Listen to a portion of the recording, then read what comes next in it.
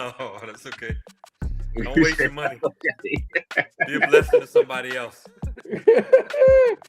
That's what whenever we said we're going to send Michigan surf. Jake was like, nope, going to burn it.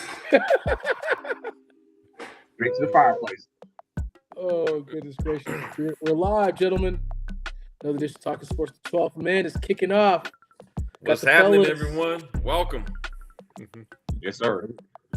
Are we ready? I think we're ready. We are ready. We are ready. We're born ready for I'm this. going to give me a beer. So start with them. I'll be right back. Oh, JQ's getting ready. He's hold my spot while I go get a beer.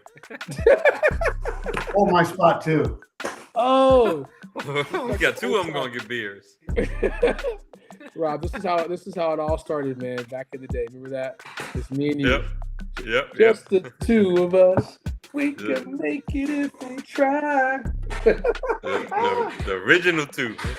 There it is, but it's all good. We was good. We've had some. The OGs, huh? That's right. Welcome Monday. We are kind of throwing a little loop for you guys, man, because just schedules are busy. But we'll probably do. What is it? Wednesday and Thursdays? Is that what we're kind of leaning towards in the future here? I think we agreed to Wednesday night next week. Okay.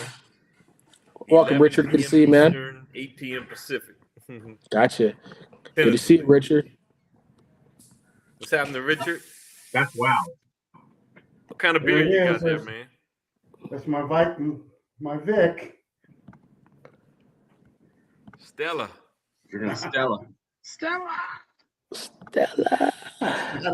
Got it right here, JQ, for you. Listen, I saw it. I see you. I'm shocked. Oh, wow. We should all just put them on. I got the Dion upstairs. I got to bring some diversity to this show, man. We got 3 people that wears Falcons jerseys on this show, man. I got to bring some diversity on this show. It's all right. As soon as I find that white one is, I'm going to buy it, too. I got to bring some other people that wears Pelicans and Saints gear on here. Oh, yeah, you better call your homeboys you graduated with. All right, Modelo Dark in Springfield for Richard. It's a party. Hey, welcome. Thank you, Richard, for joining in like another Monday night edition to Talking Sports. Again, we're gonna be on talk about next week too. But let's go around the horn, fellas. How you feeling this evening? JQ, start with you, my guy. How you feeling, man? I'm good, man. I'm good. Can't complain. Family was out of town last week in Orlando, so I stayed home to puppy sit. And now they're back, so I can get a puppy to them for a couple of days. But outside of that, man, I am good. No worries. Rob Ford. Hold on, who's cooking? Is that you, Gary? Who's cooking in the background, man? What's happening over there? That's my wife in the background. Okay, all right. So Gina's coming through loud and clear, man. Whatever's happening over there. Thanks, Gina. I got blamed for it. I'm sorry, Gary. She's making me a drink, so I got to join the party. Okay, good. I told this MFer to empty the damn dishwasher. Yeah. You're making me a cocktail so I can join the party. I promise it's good. It was just a little. We heard it. I was just making sure. I was like, because the mic was working loud and clear. That's all. So it's all good. Mm-hmm. That update is working on that laptop now, Rob. You can hear it. Huh? Yeah, thanks to Dre. Oh man, we appreciate Gina. I'm never talking junk about Gina. It's just we just heard it, man. All right. He enjoyed that chai. Yeah, I did enjoy the chai. I heard that too. Oh, you can. Gina, don't be talking junk because I got good ears, man. That's a DJ thing. Got my cocktail now. What you got here, Rob? What do you got? What are you drinking? It's actually a mocktail, but we'll make it do to do. It's like an elderflower mojito. Elderflower mojito. Y'all can hear Nice. it. Wow. Well, I got the ginger beer from Mojitos. I got the ginger beer for my Moscow Mule too as well, man. So let's go, man. So y'all are fancy. That's right. Look at that. Hey, Gary, save us, man. How you feeling this evening, sir? I had 2 helpings of asparagus today. Oh! And I feel great. I keep telling you. I did not. I just had me a big old fat hamburger. and a glass of Chianti for the show. Yeah. And then the beer to wash it down too, right? Yeah. I'm going to go run that off tomorrow. and a Heineken. Let's go. Hey, Richard, we appreciate the shout out for Oregon State is up to 6th in the country. Georgia Tech. We're ranked number 2, number 3. We just swept FSU, Florida State, so they can suck it, man. So again, we are playing lights out, man. So if you want to kind of bring that to the table as well, preseason favorites to win the ACC, 7 first-place votes, lead the nation with 8 players ranked top 50 their positions, best lineup in the country. Georgia Tech. Let's represent. Let's go. See what you started, Richard? You didn't got him going off on Georgia Tech, huh? Let's go, man. Hey, man, that's all I got, man. In Indiana, every now and then, I got a couple, man. It's all good. Ain't nobody got schools that are like, spending like, $100 million for their teams for football. Florida State over there. Ohio State. Yeah, there you go. Yeah. But no, I was pointing to LSU. Yeah, LSU got some money too. Yeah, they do got some money too. And Oregon's representing too, so a lot of love for that too. So, hey, gentlemen, we got a lot of things to discuss tonight, man. We got a lot of movement with the college basketball transfer portal. We're going to talk about some NFL draft. We have the WNBA kicking off, man. So we got a lot of things to jump into. And some spring practice is also kicking off, so we got to dive into that. And, man, the NBA playoffs are kicking off as well, man. So we got a lot of things to jump into. Let's go. Gentlemen, the draft is right around the corner, man. So we got week and a half away. We got NBA draft. We got a lot of things happening, man. So let's get down in this. And obviously, we got some the NHL playoffs in the mix too. And your favorite player, Rob, what's happening with the Bucks? He's getting folks fired here. Doc Rivers like, I can't even coach anymore because did y'all see that you're clip, so man? terrible. This is awful, man. It's so bad, man. This is the nastiest is the coach killer now, man. So that's a whole other conversation, man. But let's talk about some options here, and then we'll talk about the Blazers as well. But any quick updates, JQ, Rob, as far as the college basketball transfer portal you guys want to talk about? Man, tell you what, Louisville, man, they're getting Flau'jae Johnson from Kansas, man. He probably was the best player in the portal. And you're talking about a guy who's a walking double-double, and he's going to block a lot of shots on defense. And they got Jaxon Smith-Njigba from Oregon, too, right? So Louisville spent $7 million on those 2 players. So they opened up their war chest here. And so that's a big get for now. Flau'jae could have went in the draft. He probably would have been a second-round pick, top of the second round. So it's probably a good decision that he came back. And like I said, if they split the $7 million between those 2 players, both of them are going to get 3.5 each. And if you're going to be a second-round pick, that's worth coming back to college because you're not going to get that as a second-round pick, right? So a good decision. Those 2 moves alone is going to have Louisville in the mix. John Blackwell averaged over 19 points a game at Wisconsin. He hasn't made a decision yet. Juke Harris, Wake Forest, 6'3" guard, averaged over 21 points a game. Looks like North Carolina is the favorite, but I think Michigan is trying to get in the mix too. But it looks like North Carolina is the favorite to get them. It looks like they're the 2 teams that are competing for Juke Harris. And then Robert Wright, averaged over 18 points a game at BYU. He was hurt at the end of the year, and that's why BYU kind of fell off. It became a one-man show with A.J. DeBanza. He hasn't made a decision yet. P.J. Haggerty, not really an NBA prospect. He averaged over 21 points a game this past season for Kansas State. He's already played at 4 colleges. He's going to number 5. He's transferring to Texas A&M, so he's already committed. So he's going to his 5th college. That's the environment that we are in college athletics right now with Neil.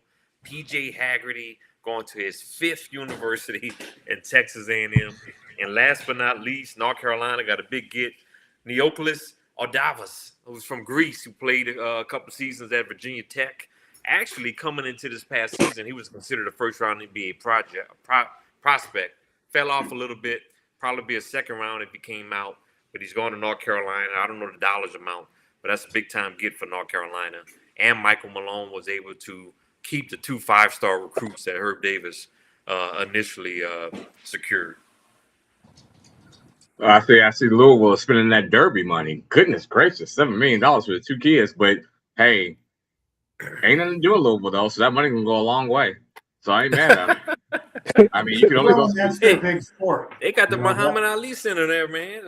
Bro, once you go see the Muhammad Ali Center, and go buy your Louisville Slugger bat, you've done it all. There it is. That's it. They make great bourbon cocktails. They do. You can go see some horses. That's about it. So just saying, ain't a lot to do in Louisville. Man. Yeah, I can't argue with I that. did see the Rhythm Nation concert in Louisville. You got to say it like they say it, Louisville. Louisville. Louisville. I saw the Rhythm Nation concert in Louisville. That's all I am. Is it 3 syllables or 2 syllables? Louisville. Anything else to add to that? Thank you. Nope. He's like, nope. What was the name, Rob? What was the name of that fifth guy that this is his fifth Haggerty? college? What was his PJ name? Haggerty. So he was at Memphis. I mean, he's a good college player. He's not considered a draft prospect in the NBA. 6'3" guard. He's a 6'3" shooting guard. You know, in the NBA, you got to be, if you're going to be a shooting guard, you got to be at least 6'5". And he's not a tremendous athlete, but he's a good shooter and good scorer. Good for the college game, but he's not considered an NBA prospect. But look, he's making money in college as a Neil. Shucks, man. There's money going around for sure. Is he good enough of a player to get, just like an invite to some of these teams, or is he going to have to? You might get an invite to camp. Yeah, you might get an invite to camp. G League, but they're professional basketball leagues all over the globe. So he might be able to go play in Taiwan and play in the professional basketball league over there. J. Cole was playing. J. Cole was playing too. That was not a. That's just for publicity. That was but so if bad. You average 21 points a game. My thing is, if you're 6'3" and you know that, man, why are you not in the gym working on your handle so you can convert to be a point guard and get somewhere? Like, what are we doing? Who's advising this guy? Like, all you should be doing is working on your handles. Bruh. Like, I know we're making, like, I thought that was a joke whenever Rob was posting some stuff that's happened in the portal. But, there was a great podcast with Kevin Garnett and Matt Barnes. And he was like, man, I got a year of eligibility. I can go back and dominate. And then it was talking about, Glenn Big Baby Davis said, man, if there was like no like restrictions, he's like, man, I would play in college for like 20 years and just make bank. Like that's all I would do, man. But you can't talk to Big Baby though. He's a special. It was hilarious. Well, I get what you're saying, JQ, but you're being really nice. You're being really nice. The point of the argument was like, man, just what's happening right now. It's this craziness right now, and it's crazy. It's just interesting times, right? As far as I love it. I love it. Coaches leave whenever they feel like leaving. Why can't these kids do the same thing? I love it. We're not saying that it's good or bad. Well, the point is, it's just like, money's just getting flying. Everyone's like, I'm going to make you averaging 4 points a game. You ask. I think it's some good and bad, in my opinion. It's definitely, it's kind of like, it'll kind of even out. Rob, let's hear your points on the good and bad on that. I think the good, to JQ's point, these players getting some freedom. Coaches leave. I mean, you saw Lane Kiffin just leave right before the playoffs at Ole Miss, right? To go to LSU to get big bank. And so the coaches do have that freedom to leave at any moment. And the good, I think also the good is the players are getting money for their name, right? So, I mean, these guys are making some of the stars are making big bank. I mean, we talk about the Bansa, $7 million. I think the Jeremiah Smith at Ohio State, I hear there were schools offering him as much as $10 million, right? Yeah. So if other schools have offered him that, Ohio State's got to be giving them something close to that. And so, I mean, when you look at the money that's going around to these players that they're able to earn for their name, image, and likeness, I think that's the good in it all, right? And I think also it brings an excitement level, almost like a free agency kind of excitement to college athletics, right? Yeah. So I mean, right now the college basketball season is over, but people are talking about it because the players are moving around, who's going to go where, and things like that. So it brings like a free agency excitement to the college athletic world. I think the bad is, we've all been around where guys went to the same school for 3-4 years for the most part, right? And we're just not. We're going to rarely see that today in this generation, right? I mean, we're still going to see a few players, right? The Jeremiah Smith of the world played 3 years at Ohio State, But we're not going to see too many of those kind of players anymore. I mean, you saw Gary Nussmeier stayed at LSU for 5 years. I mean, that's going to be a rarity going forward, right? PJ Haggerty, 5 schools in 5 years. That's insane, man. That's Yeah. I guess My when you get only introduced. my only other question on that is we always talk about the star athletes. So what is that guy that's, you know, we're talking about basketball now. So let's say that role player, that sixth man, is he getting any money? And what kind of money would we talking about Yeah. these bench players and these role players are getting? Well, what check kind of this money- out, man. The 7'9" center from Florida, he's in the transfer portal right now. Olivier Roux. He ain't signed or committed with anybody, but have y'all heard his asking price? No. $3 million. This dude hadn't done nothing. Yeah. He's only that's what I'm talking about. 7'9", but he's asking for $3 million. I wouldn't give him that. I mean, come on. That dude. He's selling the fact that he's 7'9", but he hasn't done nothing, and he's asking for $3 million. So if That's you why were he's still in the doing something, portal. you would be worth $8 million a year. You would be going your way to the league. So. Mm-hmm. Yep. Yeah. That's crazy, man. But yeah, He's getting bad advice. Mm-hmm. There was a great interview with Dennis Scott, and he was just talking about how it's just to that point, Rob, as far as you're asking certain things, and then if you're transferring 5 or 6 times, you're not getting developed. So you can just keep. I'm just getting paid. Hey, that's great. I mean, but do you really want? You got to re-recruit players on your roster every offseason. Right. I mean, and that's the thing. Like that's kind of the bad too. We talk about the good and the free agency and all the fun stuff too, but. You're going to ultimately lose as a player, right? Because if you want to go and, like, let's say that, and Kevin Garnett mentioned this too, like, if I'm going to be, I've got this experience for a team, I could add something to that particular roster. Hey, you need this person to do double-double or whatever. That's my role, right? I've got enough experience. I've done all this. You got some people going to the G League and coming back. It's craziness, man. So you lose that development side as a player if you're just chasing the bag. That's what they say. You're chasing the bag. You're not coming out as a prospect. Yeah, go ahead, Rob. No, I see Richard's comment at the bottom. It says Shilstad got $4.5 million from Louisville. Yeah. Wow. Yeah. I don't know what I heard that combined the two of them got $7 million. So if that's the case, Flory got 2.5. But if Shilstad got 4.5, I would think Badunga's got more than that. It's just. Yeah, man. It's just like you said. There's some good, and I think eventually the dust will settle. I mean, yeah, get your money, but at the end of the day, it's just it's. Hey, Louisville, man. They getting that KFC money, man. They based in Louisville, KFC, man, putting up that money for the Louisville program. Man, listen, don't forget those people that go to the Derby that live there too. That they got some papers. Yep. Kentucky Fried Chicken coming through. Yeah, $9 million. Yeah, which is what we're saying. $9 million, okay. And I think the last point we'll talk about some NFL stuff was that and I kind of concur with what Kevin Garnett was saying, because he's like, yeah, you got somebody coming in and they haven't really earned it, right? So you're coming in, you got players that they're not getting developed in the NBA. You're coming into a professional setting. We're talking about the game spacing and little things like that, and then. You're expected to, I'm gonna come in, I'm gonna get load management, and you're like, you haven't even earned load management yet, so you can't expect that whenever you haven't even you haven't done shit, So basically, you're coming in and you haven't proven anything, you haven't done anything in the league just yet, and you're putting all this on these young players that don't even know, they're not even ready to play the game.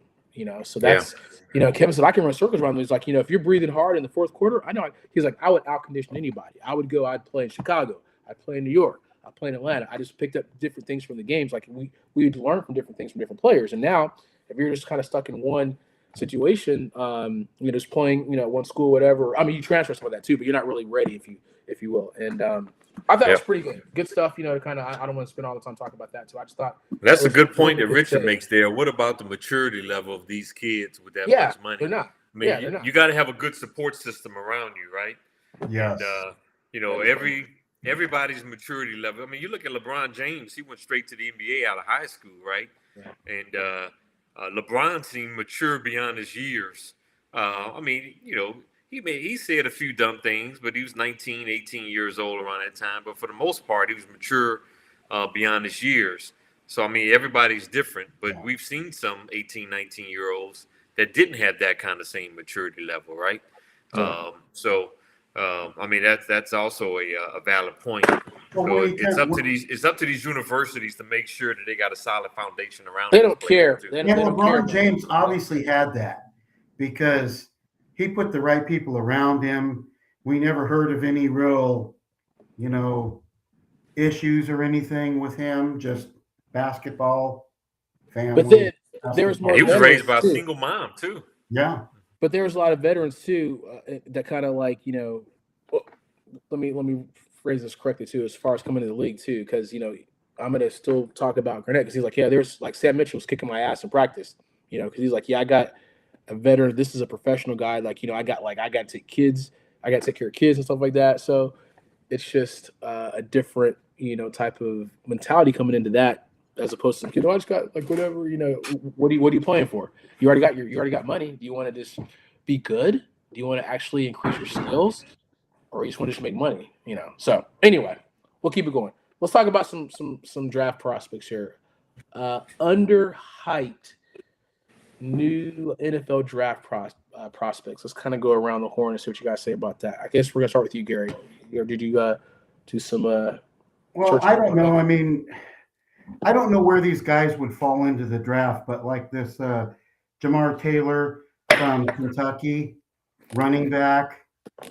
He's probably going to be a late round pick of some sort. He's a guy this year. He ran for almost 1,100 yards and scored 14 TDs, and he seemed to carry the ball well and not turn the ball over. He might be one of these guys that's underrated as a player and may end up, being a good, second back to a primary back on one of these franchises and be a competitive player in the league. Another one would be the quarterback, maybe from North Dakota State, that Cole Payton. JQ loves him. Yeah, well, he's a running guy. So a team that might want him as a backup quarterback that could go in. Some scouts compare him to Taysom Hill. Wow. Yeah, because he had 16 TDs, passing TDs, and 13 rushing TDs. He might say he's a better throwing Taysom Hill. That's what some scouts call him. I read that today. Said the Mormon missile. Mm-hmm. Who do you got? What players do you think fall in this category? I like the two you had there, and you see a lot of late round running backs have an impact on the game, right? Maybe not as a full-time running back, but teams are rotating running backs. So I like that. And Cole Payton is a sleeper, right? He's not going to come into this league and be a starter right away. But I think if a team utilizes him the right way, like I said, there are a lot of scouts that compare him to a better throwing Taysom Hill. And you could probably have some packages for him, even though he's not ready to be a starting quarterback in the NFL right away. So that'll be intriguing. Some of the guys I'm talking about, I have from my list, are some guys I have going kind of like late in the first round that I think has the potential to be really good players. The offensive guard from Penn State, I really like him a lot. Oleva Ione. I think he's going to be a really good prospect, and I think he'll be able to start for a team right away. And I think he's got a potential to be a Pro Bowl guard in the league, right? And he may even move up into the 15-20 range right now too. At guard? Yeah. Yep. Oh. Yep. Okay. Max Aincor, offensive tackle from Arizona State. I like him a lot too. Very good athlete. He's done really well in the interview room. For the most part, I had him going in the second round, but I think he's going to get into that late first round area, and I think he will be a guy that can come in and start really right away too. Keldrick Falk, he's kind of, at one point he was considered a top 10 prospect, but now I think he's going to go somewhere around 25 to 30. He's a big edge rusher. right? From So Arbor? he's like 6'6", 280. He might be better off as a defensive end in the 3-4 defense. But man, he can rush the passer even with his size, and he can stop the run. I like him a lot. I think he's going to have a big impact when you move him inside on passing situations, right? I think teams will have a hard time stopping him on third down, rushing from the interior. So I really like him. And another guy I like is Caleb Banks, defensive tackle from Florida. Yeah. So these are some guys. These are 4 guys that are not getting it. And I know these offensive linemen and defensive linemen that I'm talking about, they're not your sexy positions, but the positions that you need to win. And Caleb Banks, I think, can come in and start a defensive tackle and be a run plugger for your team right away. Big dude, too.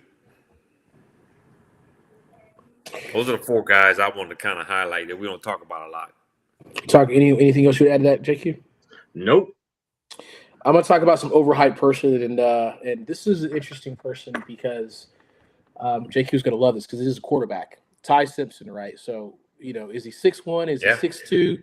We don't really know. Dan Orlovsky is like, oh man, he's gonna be, you don't know, man. I think he's kind of overhyped. Dan Orlovsky loves him. I mean, not because again that I'm hating on Alabama and like that. Just again, it's just like, is it part of the system? We don't really know. Quarterbacks obviously get artificially inflated, as you know. So it's still, the jury's still out on Ty. So again, if he was like 6'4", 6'5", different conversation. But you don't know what you're getting, man. Is he the second best? It's not really a strong draft for quarterbacks, obviously. So, but who knows? So that's my one player I want to talk about. He's the prettiest, ugliest one, is what it is. Like a whole bunch of ugly ones behind him. He's just the prettiest of the ugly ones. Yep. Well, Crazy. I have him on my overhyped list too, and just down the stretch, and I think in his first 8 games of the season, Ty Simpson put up some pretty solid numbers, right? Mm-hmm. But down the stretch, you want to see how some of these guys perform when it really counts in the playoffs and things of that nature, and an SEC championship game. Now, Alabama was overmatched against Georgia in that game, but he did nothing to me to be really impressed. Look, he still may very well be a first-round pick, right? I know the Steelers may even take him at 21. Please. Please take him. Please take him. Please. There you go, Richard. Simpson is one of my overhype, and my other overhype might actually surprise you. Fernando Mendoza is my other overhype. I saw that. Wow. And I'm gonna tell you why I have him as one of my overhypes. I think Mendoza is gonna be a solid NFL quarterback for years to come. But when you think of a number 1 pick, you think for them to be an elite quarterback in the league. And I'm not convinced Mendoza is going to be an elite quarterback in the National Football League. And do I think he's going to be a solid starter for 10 years, 12 years in the league and win some games? Yes. But do I think he's going to be an elite quarterback? I mean, when you put him in the categories of the Joe Burrows and the Lamar Jacksons and the Patrick Mahomes, I just don't see him in that level. I could be totally wrong, but I don't see him in that level. Those are my 2 overhypes, 2 quarterbacks. Yeah. Wow. Anything to add to that, Gary, or no? No, I mean, I agree with that. I think he's going to be a good quarterback. Is he going to be the next Peyton Manning or the next what? No. He's not going to be that guy. But you had kind of a reaction, JQ. What's your thoughts on that? I mean, to talk about the number 1 pick that everybody just assumed is being overhyped is wild, but I don't think you're wrong. I think he had a really good system. He has some really good splash plays to run in the championship game against Miami, to throw against Penn State. But what people don't understand in that game against Penn State, that he was off for 3 quarters. He had to have that throw because they were bad for 3 quarters. And everyone's like, he had a Heisman moment. I was like, what? Did you watch the rest of the game? Did you watch the first part of the game where he stuck it up? If he hadn't stuck it up, they wouldn't have needed him to come back. But neither here nor there. That man, Mikal Lemon, that interview at the Combine, I don't know how you take him in the first round. Like, that was wild. And you're gonna give him. I'm gonna say, Brown, like it seems lazy to compare him because they went to the same school. But like, I don't know if I would take a first round pick on him. I don't know how stable he is. Come on, man. Come on. Oh man. I'm just saying. I'm just saying, you just can't be out there like this. What are we doing? Yeah, but I know Cedric Falcon. I'm glad he's dropping because it was like he was in a trance almost. Yeah, like listen, like he was on that stuff. What are you doing? Yeah, so I mean, I've definitely. Well, Jake, the people that you're listening to that they're not analytical. You're out there, you're watching these games from that first play to that last play, and you're trying to watch each one of these positional players that you're looking at that are going to be these first round picks, just like all of us have done throughout the college season with different teams. So you're looking at him and you have a different perspective because you see, well, there was a couple of splash plays, and that's why they were undefeated in where they were at. But without those couple of splash plays in a couple of those games, they would have been a 2-loss team or a 3-loss team. And you got to give him credit for making those plays, but I think that's where Dan Orlovsky is getting roasted on his take about Mendoza versus Simpson. I get what he's trying to say. It's just not. I don't think he's articulating it as well as he needs to, because I understand where he's coming from. Because like there's times he should. If you're to your point, Robert, if you're that guy, like you know it when you see it, and like he's not doing that for a whole game. Like Joe Burrow was blowing people out at LSU. You saw Peyton Manning in Tennessee. You know, I know he had his troubles with Florida, but you knew he was going to be the number one overall. You know what I mean? Like Stafford from Georgia, you knew he was going to be that dude. I don't think we really knew about Mahomes was going to come in the league and do that, but you know, nobody roasted them for moving up to go get Mahomes. So I hear you. It's just that he gets so much love, and it's just been so assumed that he's going to be number one to the Raiders that nobody ever really picks him apart like that for real without getting ridiculed. Yeah. Speaking of the draft, and there's a couple things, right? And I'm going to kind of go on a small little tangent here, because if you think about how a decision can change the dynamics of your team for years to come, right? And this is an interesting fact. There's only been 2 wide receivers taken number one in the past like 30 years. I don't know if you remember who that was back in the day. Keyshawn Johnson was the last receiver to be taken number one. Keyshawn Johnson was the last 30 years, the last to be picked number one overall, right? Throw me the damn ball. You know who was after him? Irving Fryer was the last guy before him. That literally. So wow, those were the 2 number one. Those are the 2 wide receivers that were taken number one. And we'll get to this, Rob. Tidbit of information there. Yeah. So Irvin Fryer was an average receiver, a great return guy, but he was an average receiver. So you think about that, and we're talking about changing the dynamic, because at the time, quarterbacks do go number one the most. They're 29 times quarterbacks number one. Yeah. There's defensive linemen's next, and then you got some tackles. But then the last running back that was taken number one overall, apologies, JQ, was Kajana Carter, obviously, for the Bengals. So think about the history as far as the number one pick, as far as where that. He was messed up his whole night. I'm sorry. I knew it was Kajana Carter's punk ass. But that was just we're not talking shit. We're just saying this is kind of what happened. Now you talk because he went to Penn State, huh? I'm gonna get on Rob too. Right. That's why he hates Penn State. Now the truth. I'm gonna get to Rob. No. I hate Penn State before, and I'll continue to hate him. It was a double whammy, is what it was. Just pressure like whammy. So we're gonna talk about you, Rob, because at the time Al Davis could have drafted, Calvin Johnson number one, but he chose to Marcus Russell. So you talk about, Calvin was clearly the better. Don't call him a bust, man. I don't want you to get punched in the mouth. His mobile ass. He know he was a bust. And then you had the draft for Tony. You've been hanging out with Lane Kiffin at LSU lately too. No, hey, you know what that was? He was down there in Mobile talking to his homeboys, talking crazy. But the point, we'll get to the draft too. We're gonna get to the draft, but I was looking at the number. It's interesting because you're looking at, we're right in this kind of cusp, and how that happens as far as who's picking this. Do you pick a quarterback, defensive player? Obviously Jeremiah Smith can break that next year, right? Jeremiah Smith next year. He's gonna break that next year. But that's what's interesting. He's gonna have a shot. Yeah. As far as is there wide receiver that's that dude is going to be the dude, man. We can talk about the Charles Rogers of the world. We can talk about all these great receivers that have done absolutely nothing that have done nothing and, just overhyped too. So, I always thought that's interesting too. And that one pick, Matt Ryan was not a number one pick, and I know we used to go back and forth. And he told a story. This was like Thomas Dimitroff had to fight even in the Falcons because a lot of Falcons went to Glenn Dorsey. I went to Glenn Dorsey. But I remember that. Andre won at Glenn Dorsey. I did.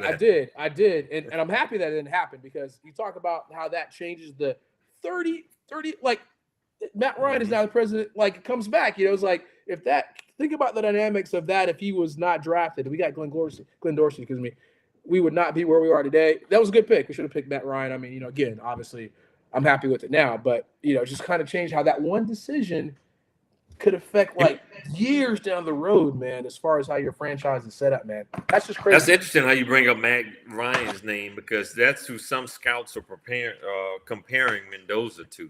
That seems to be a popular comp from scouts.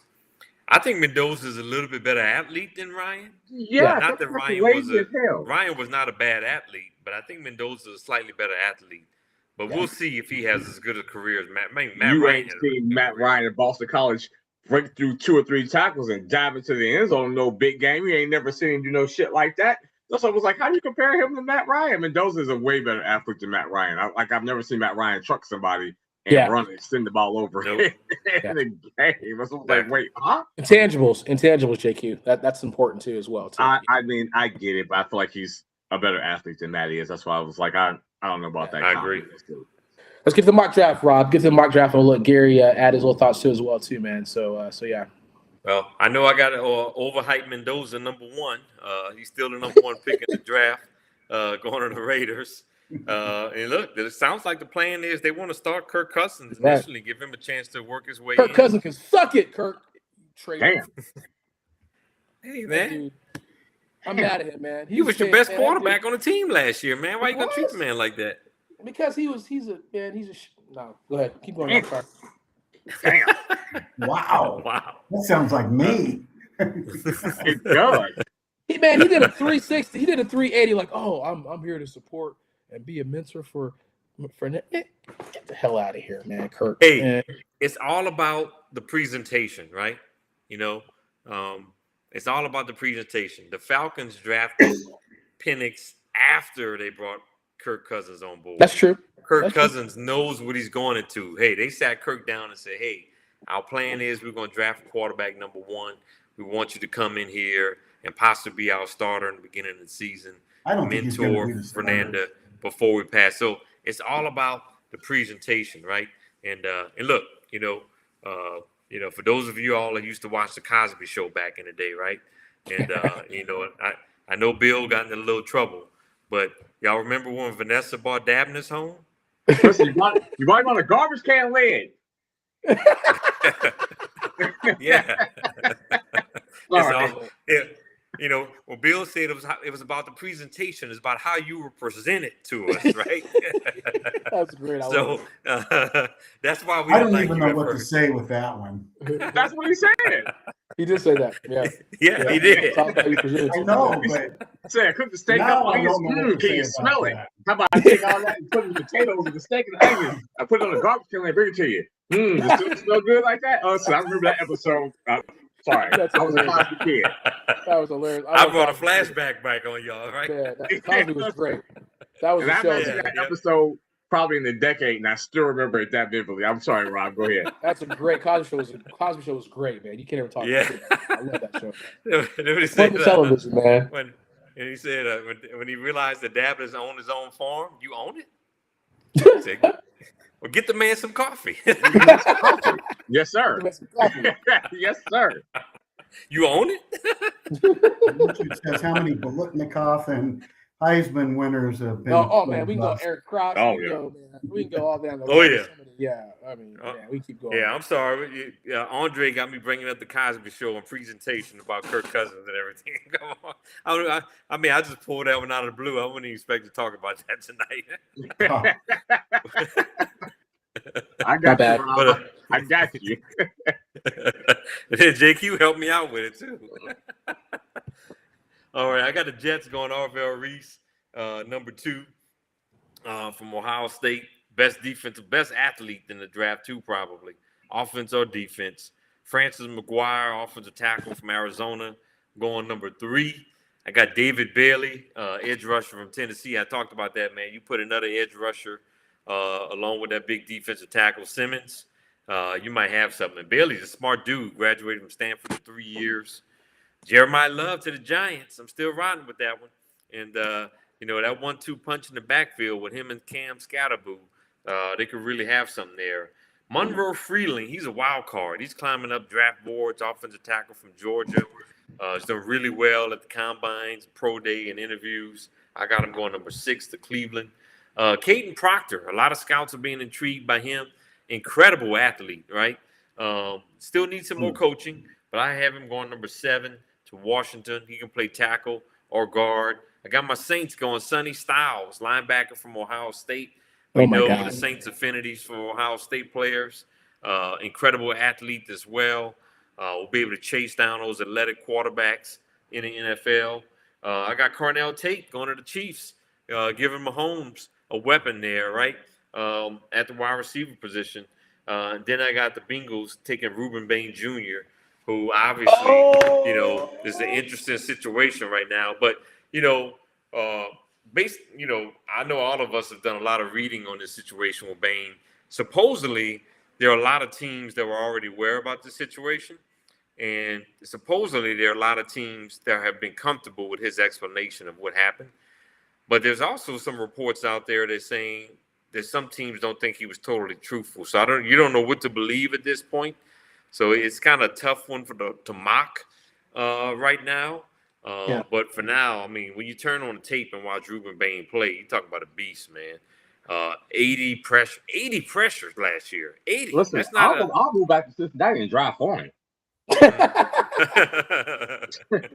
Well, we talked about how Ty Simpson at the end of the season didn't show up, but Reuben Bain delivered when it counted for Miami. Man, he was big time in the playoffs this past season, down the stretch the regular season, had 12 sacks, 80 pressures. I don't care about the short arms if they're going to make a big deal about that. When you watch this dude on tape, he is a football player. He wrecks arms. Yeah. He's a football player. I got Dallas taking Mansour Delane, cornerback from LSU, who's looking like the number 1 corner in the draft right now. And Dallas' second pick, I got him taking Dylan Thineman from Oregon.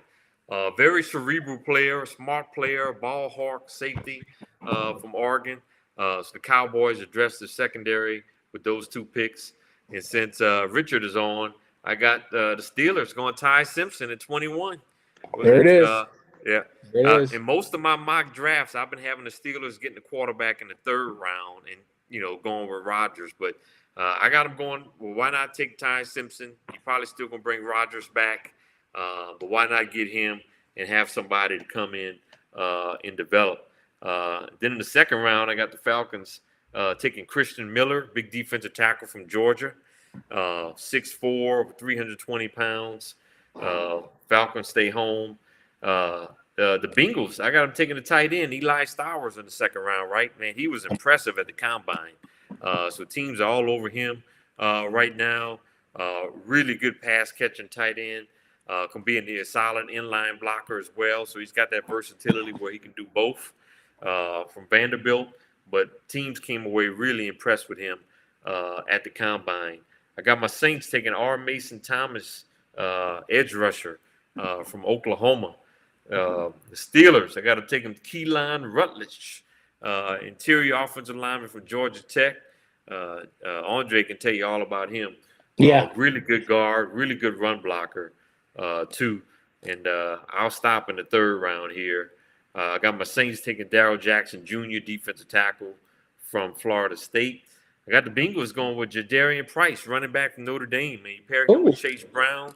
You get a 1-2 punch at the running back position. And Price is a really good kick returner and punt returner, too. He ran like 2 back for Notre Dame on last season. So he gives you some versatility. And he's the 2nd best running back in this draft. So both top 2 running backs in the draft from Notre Dame. From Notre Dame, yeah. And to give Mike Williams still a little learned, Rob? From I got Mike Williams going either going late 3rd or early 4th. Okay, gotcha. And he's a burner too, Mike Williams. Yeah. Okay. From Arkansas. Yep. And I got Pittsburgh taking Michael Taffy, safety from Texas, in the third round. And I got the Falcons taking Austin Barber, offensive tackle from Florida. I know their right tackle just retired. I know they signed Juwan Taylor, but they're probably going to need some insurance there too.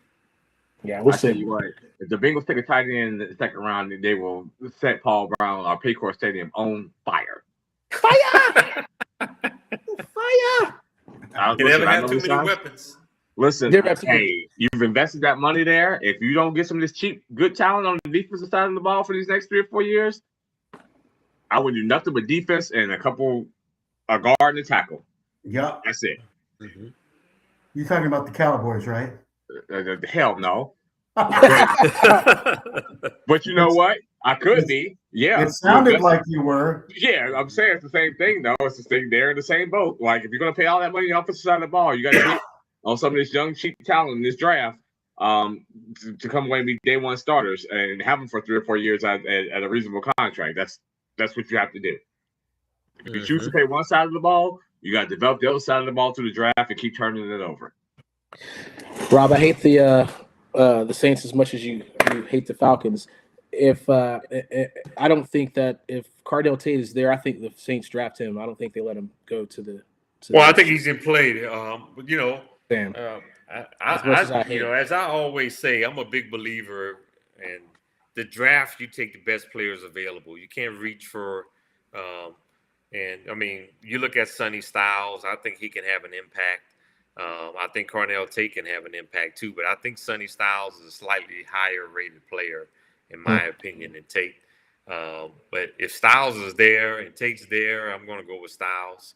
I mean, Brandon Staley will be able to do a lot of different things with Styles on the defensive side of the football with his versatility and be able to move him around in different places on that defense, right? And so, we got the linebacker back from the Falcons. I mean, we lost to Mario Davis, but we so what? Keenan Ellis, yeah.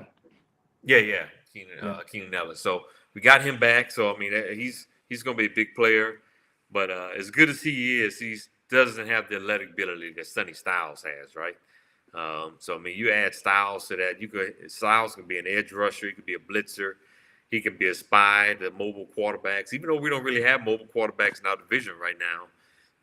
But you're still going to face those kind of guys at some point, right? You play the Bears, you got to worry about Caleb Williams, right?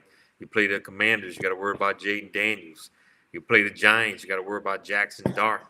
The Cowboys, Dak Prescott, right? So they still got those mobile guys in the conference. Kyler Murray, Minnesota, right? So even though with Jordan Love with Green Bay, so even if you don't have as many in our division right now, you still need that kind of linebacker. Jalen Hurts. There it is. Yeah, Jalen Hurts. And I think also to your point on that is that he is a freak, Sonny Styles that he is. I hate it because I'm pretty sure the Saints play in Cincinnati this year, so he's going to want to go crazy in Ohio. But it's also a really deep wide receiver draft. So if you feel like, hey, I can go get this freaking nature on the defensive side of the ball and address the wide receiver later on because it's a deep wide receiver draft, I think you kind of have to make that decision. I mean, I'm happy. I don't want any more Ohio State receivers on the Saints. Man. Yeah, you definitely don't want them to have two. Yeah, man. I don't need Olave and Tate. Man. I don't want that shit, man. I'm already getting terrorized by Mbeka Mbuku over here, but the Bucks, man. So it's some bullshit right now, man. So we got to get. Well, Sonny Styles will wreck some games. He'll wreck some. He'll wreak havoc. Like I said, yeah. I mean, I'm just like I know wide receivers in need. His side to side. Quietly, Kellen Moore is really high on Jalen Polk. I don't know if y'all remember him. He's wide receiver with Washington. They went to the national championship game. Yep. So the Saints traded for him last year with New England. He was hurt, but Kellen Moore is really high on him. Obviously, he's going to be coming off an injury, and he's high on that 6'4" Valet receiver too. So we'll see. I still think the Saints. Come on, Bailey from Denver. Yeah. They acquired him from Denver too, and so Kellen Moore is high on those two guys, but I still think they could use another receiver for sure too. Yeah, he definitely need another receiver. Yeah, like I said, it is a deep draft. Like I said, So what teams do you think, Rob, are most likely to move up or down in the draft? I tell you what, watch your Cowboys from moving up. And matter of fact, there's some rumors. There's links between the Saints and the Cowboys. Now, ever since Mickey Loomis has been with the Saints, I've never seen the Saints trade down. I've only seen them trade up, right? And but there's some links of the Cowboys moving to 8 and the Saints moving down to 12 and getting some more picks from Dallas. And so, there's some links there. And I hear Washington is really, really high on Jeremiah Love. And they would love to jump Tennessee or the Giants to possibly get him and pair him with Jaden Daniels. So those are two teams that come to mind. I could see the Jets possibly trading back into the first round if Ty Simpson is still available, right? Yeah. If he's still available around that 24, 25, 26, 27, 28 range, I could see the Jets moving back in to that back end of the draft to possibly get Ty Simpson. So those are 3 teams that kind of come to mind as possibly moving up. Yeah. Good, I would thank agree. you. Yeah, no, I would agree with that. The Rams do it so much. I don't know what their draft capital looks like, but the Rams are always super aggressive too. But yeah, now watch the Rams for moving up in the 3rd round. I think the Rams are going to target one of those quarterbacks in the 3rd round. So the Rams are like 93 overall in the 3rd round. And if they really have a high grade on Garrett Nussmeier or Drew Allar or Carson Beck, one of those quarterbacks, and if they feel like they're going to be going, the Rams want a young quarterback, and I don't think they're not going to draft Ty Simpson at 13. And but if they want to draft one of those young quarterbacks to possibly develop, and if they seem to think one of those guys could be a guy, but that's 3rd round trade up though. We're not talking about a 1st round trade up. We're talking about them possibly targeting a guy to move up in the 3rd round. yeah, Don't worry, Rams. You guys still got Stetson Bennett. You guys are good to go, man. Come on. damn.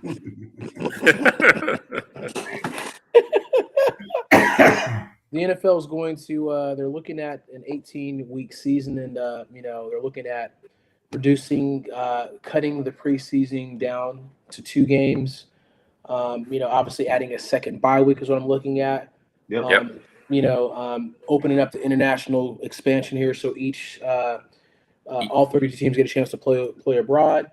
Obviously, there's some supporting that global growth because the NFL, they're about money, and then it also forces kind of some different things with playoff seedings and the schedule, right? So whether that 18th game is a divisional or non-divisional game, right? To kind of keep some rivalries and competitive balance back in there.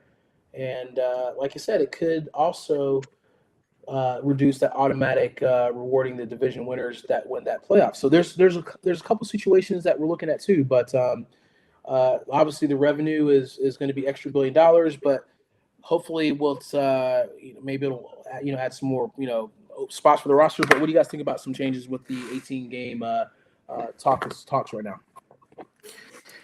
Hey, I'm going to always like it. It's another week of competitive football. I mean, they're going to get another bye week to give the teams an extra week to rest and things of that nature. You get rid of one of those meaningless preseason weeks, right? And then they will make it fair and make it to where every single team in the league. So that would be 18 international games a year if that's the case. Yeah. No. How many teams we got in the league? 32? 32. So it'll be 16 international games. 16. I'm sorry. Yeah. Mm-hmm. Yeah. So it'll be 16 international games a year, and every team will have to play in at least one. I think that keeps everything competitive. And, hey, I don't have anything against it. I like it. I like it in the fact that they're taking away one preseason game and introducing the second bye.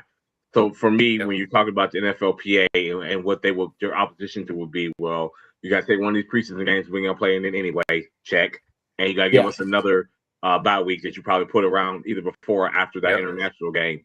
Check. Another check. So, but also through the NFLPA, we go to 18 games, and that means more money on these checks. That means these contracts can get bigger. There it is. The only thing I don't like about it is that we're going to probably see some records fall that wouldn't have fallen. There it is. You're possibly going to have another 2,000-yard rusher, another 2,000-yard receiver, a 26 sack season. You know what I'm saying? Just because you're giving them an extra game. That, to me, is the only drawback, is because it's not going to be able to compare apples to oranges where you're having a, back in the day where it was a 14-game schedule and a 16-game schedule. Now it's 18. So you don't get the same level of, hey, man, I did this in this set of games. You had 4 more extra games than that. That to me, but that's really the only, Well, I think that I can think of one other one, like it just in their practice, their time where they have, full contact practices. If they're only going to have two preseason games to evaluate their talent in real-time situations, they're going to have to at least adjust that time where they have full contact in their practices that they don't have now. Yeah, no OTAs. Probably. Yeah, you know what I'm saying? So if they do that, I think that'll give teams and players who are on the cusp abilities to make that team, or just, if they don't get a chance to show themselves, well, then they're out for nothing. I'm gonna tell you though, I still feel like the opposite is gonna end up happening. They're gonna say, man, I'm gonna err more on the side of caution and not put any of them through that, because I don't want nobody to get hurt in these things for this 18-game season. So you might be right, and it might just be the third and fourth and fifth stringers all playing against each other to figure out that bottom 5-6 dudes to make the team. But those top level dudes that you signed or drafted or have been on the team, they're still not going to participate. Right, and I'm not even talking about those guys. Yeah, because when it comes to that, those last 2 preseason games that we have now, they're not even in the equation. These guys they're looking at those. Yeah, third string. You look at dudes who are going to practice squads. Practice squad guys or whatever. That they're not the stars. They're just trying to eat their way in. You know what I would love for them to do with the 18-game schedule though is bring back the NFL Europe. Yeah, that's a good thing too. Development, that's pretty exciting too. One thing I super hope that they open up the game day rosters too, because I think there's 45 that dress. I think I'd like to have them open that up. You know what I'm saying? That's 50, for me. Yeah, 52. Is it 50? Is it 52? I thought it was like there's only like no. It's 46. It's 45, and then the emergency third quarterback. Okay. Yeah. Mm-hmm. So Richard, basically, you said the same thing I did. Yeah. No, that's a good point. Season practice time. Mm-hmm. Yeah. What were you saying, Rob? I don't understand why you have a 53-man roster and you can't dress all of them. That don't make sense. That's what I was like, thank you. I was like, isn't the roster 53 man? Yeah. So they don't be dressed like they have. But you can only dress 46. 46. And then the 46 is the emergency third quarterback. So you can only play that emergency third if the first 2 quarterbacks get hurt. Mm-hmm. So again, I think that's where I think another thing with injuries, man. I don't know why they don't open up the roster. I mean, obviously, we're talking practice squad. You're hoping that by adding more money that you're going to add more spots for people to play. So that way you're not like running, your players. Now they gave more teams. The teams have more practice squad players now. Remember the day when you only had 8 practice squad players? Yeah, there's 16. 16. 16. Yeah, practice squad players. Yeah, it's all about paying money. Dre, know why? Because we got to pay more money. We got to raise the salary. But they're getting more money though, Jay. Yeah, but they don't want to share with your ass. This is what I'm saying. They don't want to share with the players. We wanted to get this extra money and keep it, but keep the roster size the same. Because you could have 20 practice squad dudes. But my thing is, 53-man roster. All of those players are getting paid. Why 7 of them can't dress? I've never understood that. That makes sense to me. Yeah. In the NBA, the same way. The NBA's got 15 players, but only 12 can dress. I think that's why. It affects the money. It affects the money the owners have to pay to the players. It was like, you know what? You greedy bastard. You greedy bastard. They still getting paid, though, even though they're not dressing. I understand that. But my point is, if they get dressed, and Lord forbid they have to get in the game, you have to end up paying them more money versus those 7 that know they ain't never really going to play, and they just happen to be on the team, and they can tell their friends they are part of the Cincinnati Bengals. They ain't never going to see the field.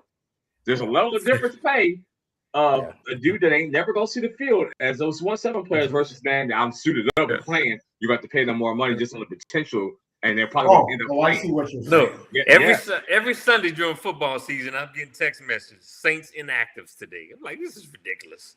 Yeah. Why these guys are not dressing? Yeah.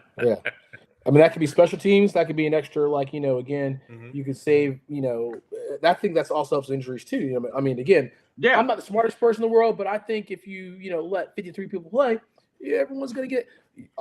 These are all my 11, whatever. Richard says it's the uniforms cost money too. Yeah, that's a drop in the bucket to that money. That's a little.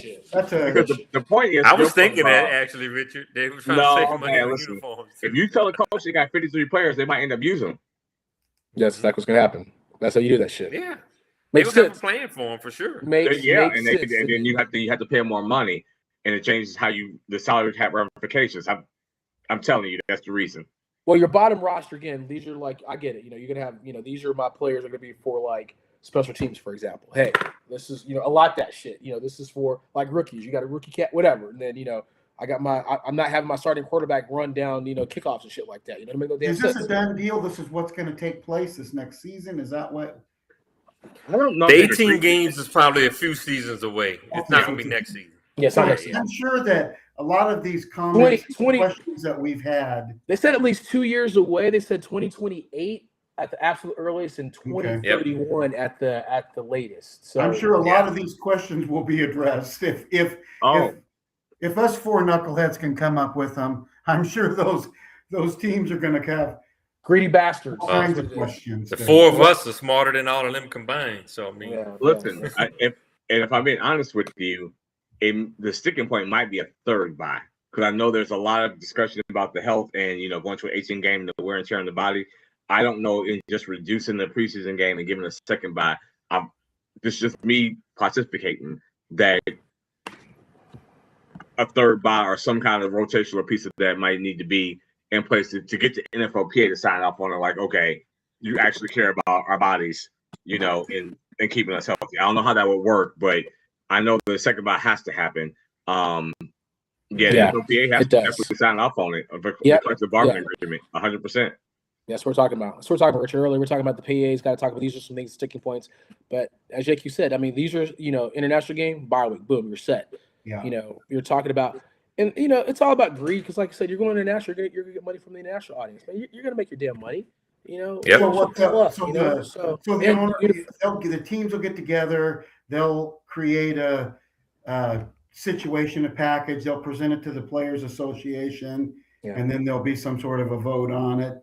And if there's not some sort of incentive there for the players, and that's why I think there might have to be a third bye, only because you're saying if you're going to make everybody play an international game, then you basically are taking that second bye and pairing it with the international game, right? Yeah. So and I can see him in that case. Increasing the roster size to. That's what I'm saying. So that's all that makes sense. All that makes sense. Yeah. You get the bye, extra play. Should just make sense. Either give us another bye, or you give us more money to make everybody from the top to the bottom as part of the association happy. That's some bullshit. Rob, we're gonna wrap this up. We got 30 minutes here. I don't get you guys going here. JQ, talk about Ohio State, his comment, and some quick first round picks. If you're not a first or second rounder, Ohio State that's some recruiting shit, man. I love it, man. Oh, listen, I love it a lot. And I love the other dudes that commented and said, I guess I just slipped through the cracks when we got drafted in the 4th or 5th round. But he's just talking that talk. I mean, you coming out of this draft, I think you can make that comment if you're Ryan Day going into this draft, where Ohio State's going to have a crazy number of first and second round picks combined. So you could say that statement right ahead of this draft and then say, "See, I told you." Right? Like before this draft, I don't think you could have said that. But coming into this draft, now you're making your markup. We're going to have 3 guys potentially going in the top 10. We're going to have 6 go in the top 2 rounds. Like you can talk that talk if you're Ryan Day. So I get it. And to Dre's point, this is recruiting. Right now he's recruiting against Michigan and Oregon, Penn State, and the USCs and Alabamas and the LSUs of the world. Listen, if you ain't going to be a first or second round pick, you can't come play here. But as I look through this list, though, it's not been Ryan Day really needs this draft, if I'm being honest with you. In terms of these first round picks, like Jaxon Smith-Njigba, cool, yep. But then you look at CJ, not so. I like Garrett Wilson, but he ain't got no quarterback. I think Ibuka's going to be really good for the Bucks Yeah, without Mike. I think that's part of the reason why they traded for him, drafted him. Olave, if his brain ain't scrambled eggs. Chase Young, underwhelmed. Justin Fields, underwhelmed. Marvin Harrison, underwhelming. Damn. Paris Johnson is, I think, about what he should be. And Oduka got hurt for the Lions. So it was like, Ryan Day talking that talk, but he really needs this draft. Will Howard. Not a first Oh, round. Will Howard's a 6th rounder. Not a first round pick. What's interesting, he got 50 draft picks. Through Though, the JQ. 50 draft picks in his tenure, man. That's nuts, man. Yeah. But I mean, if you look at the first rounders of note, you're like, Yeah, the Yeah, first round is a conversation. at the time, yes. But as you look back years, looking back toward it and what they've done in the league, it's like, he needs this draft. Yeah, I I'm understand. just saying as an honest Ohio State fan. Timing is everything. It Let's is. get to I do want to touch on the WNBA draft, Rob, and then the some NBA series this week, and then we're going to wrap this up too. But just some quick shout outs. Obviously UCLA. They had the WNBA record with 5 first rounders. 6 draft picks overall. I'm sorry, too. 6, but they said with but was 5 there first 5 in rounders. the first round. 5 first rounders if I was looking at that correctly? So, Rob, you want to touch that real quickly? And didn't Seattle make a trade by drafting Flau'jae Johnson or something like that to Golden State? So Golden State drafted Flau'jae Johnson, but then they traded They him traded to her. The Seattle Storm. Yeah, they traded the rights. Yeah. They traded the rights to the Storm. Yeah, I saw that whenever I was driving back. I was like, oh shit. So, They sent her ass to the outpost. Damn. Seattle's got, man. Seattle's got a good organization, but that's far from her, I would think. Being where's Florida? Is she from Louisiana? She's from Savannah, LSU. Georgia. Believe it I or thought not. she was from Georgia. She's from Savannah, Georgia. So that's what I'm saying. It's like this. Yeah. That's a long Yeah. way to go. The UConn connection is strong, obviously. Azzi Come on, Fudd, man. You knew that was Yeah, happening. Dallas Wings. Go have the Dallas Azzi Wings. Fudd. We saw that, yeah. I mean, Yeah, there are a couple, right? Yeah. Okay. Yeah. That's almost like you. Wait, Coach can't say Azzi what and you drafted. they're a couple for real? Azzi and Paige? Yes. I did not know that. I guess Yes, sir. I just watch the games, man. I don't get into the social aspect of it. Yeah. Yeah. There together. Yeah. Wow. They're like, she's like, yeah, you better get her. You want to keep her happy and keep her in Dallas, you better draft her boo thing. Yeah. That's almost Yeah. like Same thing with the Bucks, man. If y'all want to keep Giannis, y'all better go sign Thomas. Man, isn't that crazy? Thanasis? Is this Thanasis or Thanasis. Thomas? I don't know. Like, whatever the hell. I don't know. Man, you know and what? Alex now. Oh my God! Right? You know what's It's a funny? second brother that's on the team. We'll let Gary Yeah, get in there's here two too of because I want to hear Gary's thoughts. Yeah, there's two brothers. I thank you, Bucks. I talked a lot of shit back in the days. Thank you. Hell, I wish I was his brother. Right, Gary? You still got eligibility, man. If boy was I like could 60 be, years yeah. old. Hey, I could be backup water boy or something, Man, just collect the Backup check. water Collect boy. the You could check. be like that dude at Minique State that carry around a big boom box. I'm telling you, man. you You know, could be. you That know, wouldn't bother me. I'm hard. I've they got actually pay selective him as memory a loss manager anyway, too, man. what That's I crazy noticed to carry around that boom box. Dude, They do. I need to get paid. So that's interesting. Let's do some quick series predictions here for the NBA here. So right out the gate, we got some exciting series. Toronto at Cleveland. Let's kind of kick this off. What's your thoughts on that one, guys? Cleveland. I like Cleveland. Yeah, nice. I like Toronto's length. They got a lot of guys on that team with like 6'9" and long arms, 6'9", 6'10", 6'11". But I think Cleveland can match that with Jared Allen, Evan Mobley, and from that standpoint, and they got the guards and Harden and Donovan Mitchell that can put the ball. Harden's in the got to prove something. Harden's got to prove something, Well, man. both of them do. Neither one of them have really done anything in the playoffs. Harden and Donovan Mitchell, so they both got a lot to prove. But I'm going to still go with Cleveland. Me too. I think that was a horrible draw for Toronto because of Mobley and Yeah, Jared Allen. I think Yeah. I got Cleveland as well for that. You got the next one. You got the Giant Killers with Ant-Man going against Denver. Can he kill? Can you do the Giant Killer taking that? That's going to be a good series, I think. Really good series. That's going to be a heck of a series. Feels like that's a squad. I think Toronto-Cleveland is going to be a good series too. But, Yeah.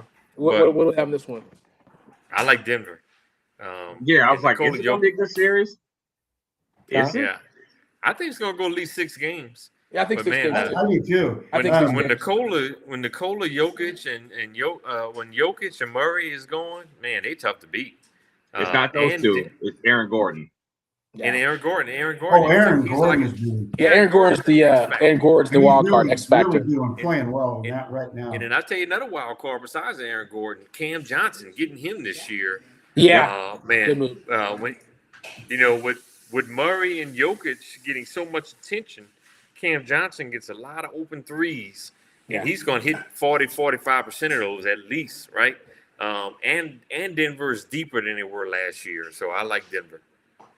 Okay. I like Denver, but I don't think it's going to be a cakewalk for him at all. It's not going to be a cakewalk because Ant-Man's going to play well. Minnesota matches well versus Denver for some reason. It's a good match. I don't know if Denver has anybody that can guard Ant-Man, though. So they're going to have to figure out how they can double team and throw different things at him. But I don't think they have a one-on-one defender that can stop Ant-Man. I would go the other way. I will let Ant-Man go nuts and make sure that nobody else does anything else. If Ant-Man has to score 110 points to win, that's not going to happen. Tire him out, right? Right. Let him get tired, right? That's right. Yeah. Lock down everybody else. Let him get his 45. There it is. Win the games. Selfishly, I'm going to talk about the Hawks and the Knicks here. And Moge gets the MVP because he's the one that injured Trae Young that caused the – I'm just joking. That's so messed up. So I saw like a little thing how Moge was like the MVP because he fell on Trae Young. This is like – oh, that's totally messed up. Sorry. Very close team here as far as matchups here. I know Atlanta and the Knicks have played each other close this year. I know there was two if you will, so too with this. What say you about? I'm gonna let you guys talk about this one. I'm going with the Hawks. Nice. Okay. I think it's going to be a great series, man. I think it's going to go 7 games. It's Knicks-Hawks series. The Hawks playing phenomenal ball.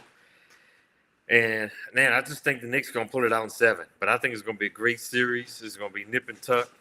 I like the way the Hawks are playing. I think the Knicks' experience gets them slightly over the hump. But this Hawks team, you got to be really encouraged about. They're going to have 2 first-round picks. Yep. The more pieces that they add to that team, I just think the Knicks find a way to pull this one out with their experience. This is why I'm picking the Hawks for the opposite of that piece because of the experience. But what comes with experience, expectations. You get to play a Hawks team that was not even supposed to be here and be around. They are playing with house money. They are young and athletic, and they get up and down the court. And they're having fun. And they're yep. And the They Knicks don't even are. Realize the magnitude. They're just having fun. They don't. Playing loose. Knicks got all the pressure on them for sure. The Knicks have I'm all picking the the Hawks pressure on too. them. And They how do have Knicks all the always pressure. interfere with pressure. Not real well. Yeah, some cat. He's like, why? Yeah, listen. I'm gonna take the Hawks. Yeah, I I like the Hawks because Cat, man, that dude, he doesn't want to stay in the lane, man. So that's perfect for Okongwu. Cleveland was more of a scary matchup, honestly. So I'm actually happy that we got the Knicks. Yeah, in this one. a great The matchup. Hawks played Cleveland tough. I watched that game. It was the We last played them week. tough, but we don't have like a kind of call for Jared Allen. Mobley gives us some challenges too. So we still need a big. I know Chalk Landale's kind of and that's kind of sad to say something like that. We need like some big bangers, if you will. So I like this matchup, man, because Cat he don't like to go in the lane, man. So But I think it's going to be a great series. I really do. Cleveland I has think it's going to be a great series. expectations, but it's still Cleveland, so they don't get that level of national scrutiny that the LAs and Golden State and New York and them get. Yeah. New York has a lot of pressure because coming into this, when everybody thought Jason Tatum wasn't going to come back, they were the trendy pick to come out of the East this year and go to the NBA Finals. And now you get to play, what Gary talked about, a team that's just out here a year or two and ahead of where they're supposed to be. Yeah. If they lose to the Knicks, nobody's going to care. They're going to say, man, look, they went on a 13-game winning streak during this season. They've got 2 picks coming up. Like, everybody's going to be like, they're a team on the rise. They get to go out there and play free. The Knicks booty hole is going to be tight. He's not lying. They got to win. All man. the pressure on New York. All the pressure on New York. It is. They do not do good under pressure, man. They have not proven it yet. I mean, I'm not talking shit. They haven't proven it. They just have never. They haven't been that organization that can take the pressure for a long time. Yeah, they fired Thibodeau, who wanted to play defense, and that still didn't go. That shit still. I mean, well, they made the East Conference Finals last year, but they did. They still didn't make it to the NBA Finals, of course. Yeah. That's a hard draw for New York in the first round. Yeah, it's just I'm just happy. JQ, Houston at Lakers, man. Listen, why? Why are we talking about this? No AR, no Luka, no shot. Yeah, there it is. Yeah, shit. Yeah. That's Yeah. well, I think we can move on because I think I'm picking the Rockets. No, when that's, It's and at I think the LA. Rockets. That You still have LeBron. Yeah. I hate. No, man, LeBron can't beat them people by himself, man. At 41 years old. Yeah, no, hell no, not 4 out of 7. Not without AR and Luka. Let's That's go. Now, what Let's he go. did last week was very impressive at 41. But anyway, it's not. Against the Rockets, that's a different story. That might even be a sweep. Rockets might sweep the Lakers. they might. Yeah, Unfortunately. that's gonna be tough, man, because the injuries, man. That shit is just terrible timing. Let's do the players. I don't think that the Lakers are going to get swept. I think they're going to get beat, but I do not think they're. They may get one game. I'll give you that. We'll see. Just But because if neither one of those guys play, if Reeves, it looks like Luka is not playing the first round at all. I think Reeves has a shot. So if Reeves come back, maybe they could steal a game. But if neither one of them playing, man, they could. I didn't know Reeves. Reeves is out too. Yeah, also, Reeves is hurt too. That's almost like no Reeves, no Luka, no shot. Yeah, that's gonna be rough. That's gonna be rough. Yeah. Let's do the play-ins because there's some interesting play-ins. Miami at Charlotte. We talked about nobody wants to see Charlotte, man, because they just got some shooters right now, man. Ron Knipple, LaMelo Ball, who doesn't want to take a layup but shoot a three. Brandon Miller. This is an interesting matchup. Obviously, I don't think there's any magic. The expectations fall for Miami. I do like the way Charlotte's playing right now, though. So I kind of like Charlotte in this matchup. I love Charlotte in this matchup. Yeah. I like Charlotte too. I do too. I like, we talk about the Hawks being a young team that's going to be something to be reckoned with. But this Charlotte team, man, Con Knipple, I think Cooper Flagg's going to win Rookie of the Year. But, man, Con Knipple gave him everything he can handle in that Rookie of the Year race, right? Yeah. The way he's shooting that ball this year. And LaMelo Ball, man, I tell you what, he is an entertaining guy to watch play. He is something. You don't know what he's going to do. He's stupid. He goes, yeah. I sent y'all that clip, Joe. man. He had an easy layup, and then he just dribbled the ball out to the three-point line. That was funny. And not when he knocked it down, though. Yeah. Yeah, he hit it. You better knock that. You better knock it down. You better not. If you're gonna do that, you can do that nonsense. He is an entertaining guy to watch. And then Brandon Miller is on the rise too.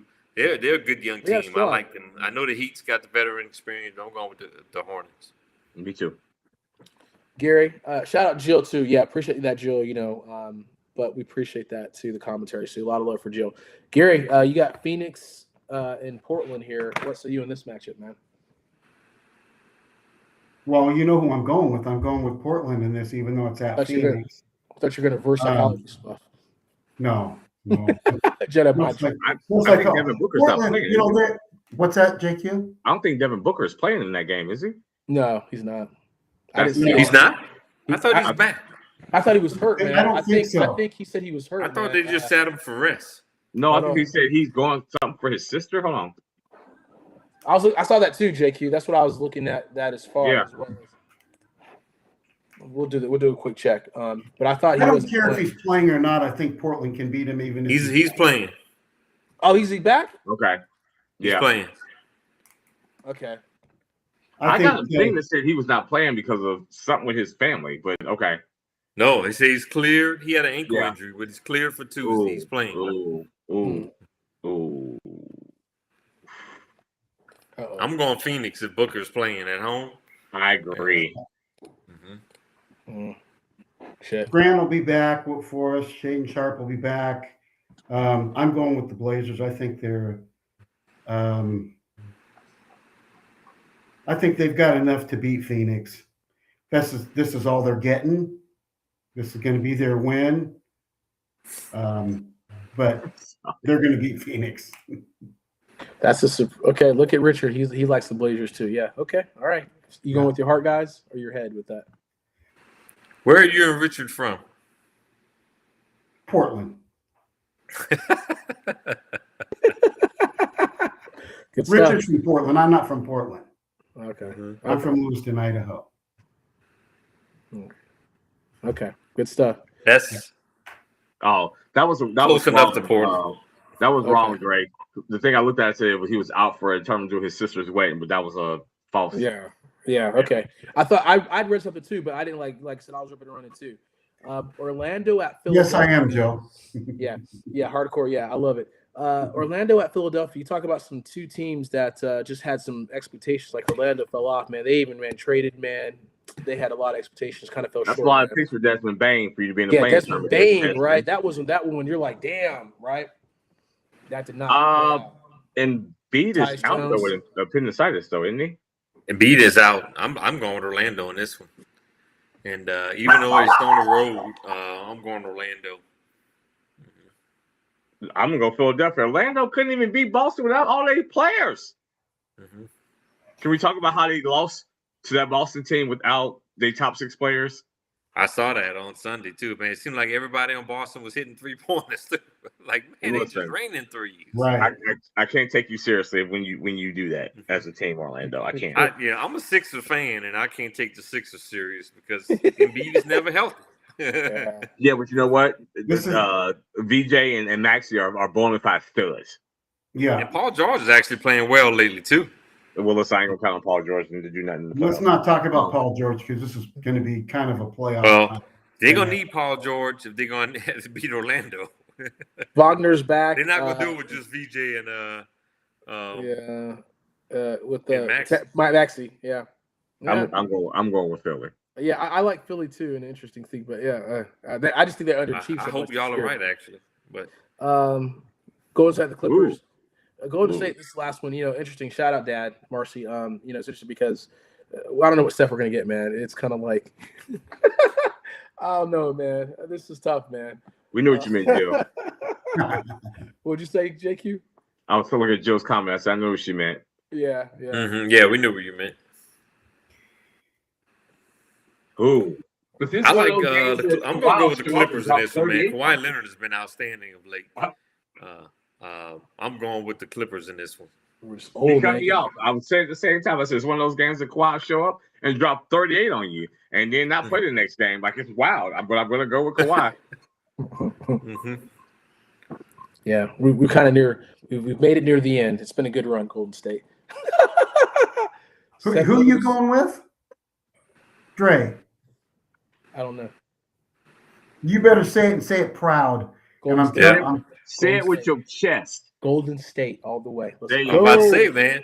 He know where his bread is butter. He don't want to sleep Go. on that sofa tonight. Right. That's right, It's man. cold. That's what I gotta go with. I'm going with Golden State too. That's gonna have like a couple 2 30-point games, and then he's gonna go and ride him to the sunset. Love it. Let's go. I don't know which Clippers. I don't even know who the hell are Clippers, man. Kawhi, man. What the hell, man? Is Kawhi? Kawhi has looked good of late. Really good. He's Okay, looking all right. really But the Warriors are the only team that's in this play-in that has a losing record. That's true. And yeah, It's 'cause it's of been a tough year for them. I just think it's going to be tough for them injuries. to beat the Clippers. Yeah, that's a good call. All right, let's wrap this up. Last stuff we got 5 minutes. Any last things you want to say? I know we can talk about any last things you want to talk about. I know we were talking junk about Rivers, but I do really think that he's just sick of the nonsense with what's happening. I think Doc Rivers needs to stop coaching personally. I think he needs to Yes. go into TV or do something else. Doc Rivers, hang it up from coaching, man. Let's go, my guy. He's so overrated. Can we Yeah. just talk Yeah. about how overrated Doc Rivers is? Mm-hmm. Is it too early? No, he's been No. overrated. Okay. It's right on time. There was somebody that was saying, "Oh yeah, Blazers should go for Doc." The hell with that, Doc Rivers. No. He had a team that was almost just couldn't lose that year that he won that title. He's had so many chances. He has the most game 7 losses of any coach, doesn't he? That's true. Something else. Yeah. I saw that too. And the most 3-1 leads blown. Like Yeah, what are with we the doing? Clippers, man. The Clippers, and that was just some bullshit right there, man. You're like, bruh. Bruh. I mean, he had the teams, man. all-star talent all around. He him. kept blowing shit, man. That Y'all was ever bad. see that Clippers documentary on Donald Sterling? Yes, that was excellent. Yeah. With Lawrence Fishburne playing Doc Rivers? Yes, sir. Yeah. Now, Yeah, that Doc was a great Rivers is a series. hell of a nice guy, and all that, but give it up. He's Yeah. underachieved. Yeah. Well, To me, I think he's underachieved as a coach.